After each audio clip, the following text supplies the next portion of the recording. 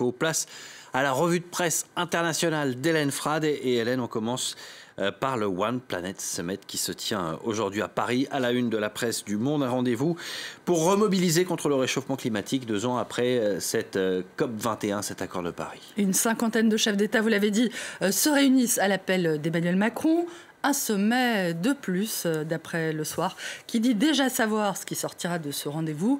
Des appels, des engagements, des promesses, des annonces, des vœux pieux. En réalité, selon le quotidien belge, qui estime que c'est là la preuve que le vieux monde résiste et que le nouveau est loin d'être déjà né, je cite. Le Soir estime néanmoins que ces réunions et leur cortège de déclarations montrent qu'en quelques années, un mouvement mondial est né qui montre le chemin vers la transition énergétique. D'après The Irish Times, Emmanuel Macron souhaite justement proposer que soit créée une taxe sur les transactions financières aux frontières européennes pour financer cette transition, notamment dans les pays en développement. Un projet dont le quotidien irlandais doute toutefois qu'il voit le jour, en tout cas dans les médias. Les pays développés s'étant déjà engagés il y a 2 ans, au moment de l'accord de Paris, à rassembler 100 milliards d'euros d'ici 2020, un montant dont seul un quart aura été versé pour le moment, soit 25 milliards selon certaines ONG. Oui, et même d'après le site All Africa, seulement 10% de ces 100 milliards auraient en fait été versés. Et le site estime que la décision de Donald Trump de retirer les États-Unis de l'accord de Paris ne va pas arranger les choses, le président américain ayant clairement fait savoir qu'il n'avait guère envie de mettre la main à la poche. Et quand bien même ces 100 milliards seraient disponibles, on voit mal comment l'Afrique pourrait produire l'énergie dont elle a besoin sans avoir recours au pétrole, au gaz ou au charbon, prévient All Africa.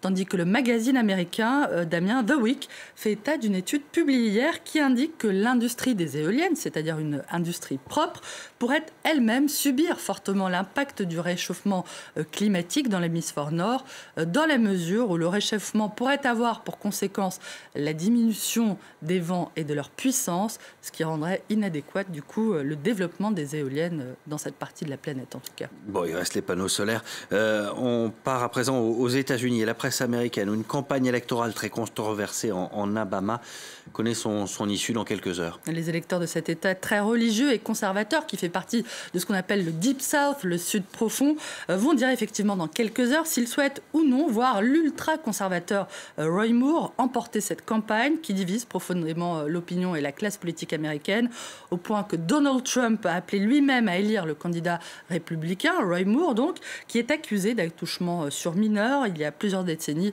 ce qu'il nie absolument. Et le prédécesseur de Trump, Barack Obama, s'est mobilisé publiquement, lui, en faveur du candidat démocrate, Doug Jones.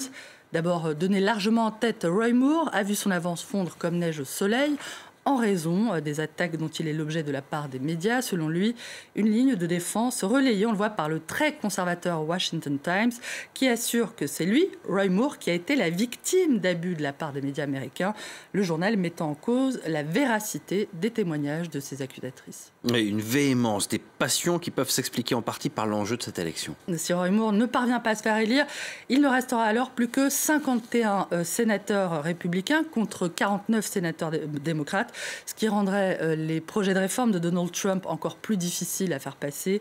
Il y a donc effectivement cet enjeu très politique, mais pas seulement, selon Vox, qui a rencontré les soutiens de Roy Moore en Alabama, des Américains qui évoquent plutôt une sorte de combat moral et qui disent voir en Roy Moore un héros du peuple, persécuté en réalité en raison de sa foi, une foi à l'origine de nombreux combats, eux aussi très controversés, contre l'homosexualité, contre l'avortement et contre la théorie de l'évolution, dont Moore a dit qu'elle était responsable, je le cite, du phénomène de la délinquance.